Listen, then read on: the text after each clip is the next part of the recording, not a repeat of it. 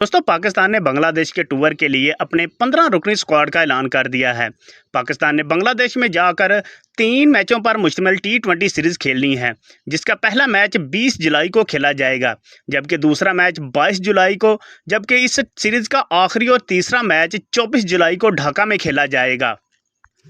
दोस्तों पाकिस्तान ने बांग्लादेश के टूर के लिए जो स्क्वाड सेलेक्ट किया है, इसमें काफ़ी नौजवान खिलाड़ियों को मौका दिया गया है, जबकि सीनियर और अहम खिलाड़ियों को टीम से ड्रॉप कर दिया गया है। दोस्तों किन खिलाड़ियों को टीम से ड्रॉप किया गया है और किन खिलाड़ियों को टीम में मौका दिया गया है, इनके बारे में हम आपको इस वीडियो में तफसील से बताएंगे। लेकिन वीडियो में आगे जाने से पहले आपसे गुजारिश है कि वीडियो को एक दिल से लाइक और हो सके तो चैनल को सब्सक्राइब करके ऑल नोटिफिकेशन पर क्लिक कर दें, ताकि हमारी हर आने वाली वीडियो आप तक बआसानी पहुंच जाए।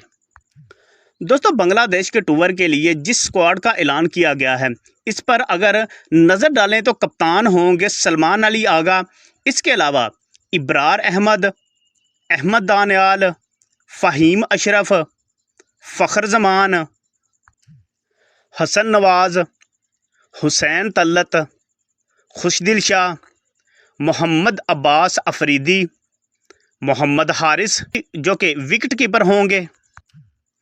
मोहम्मद नवाज़,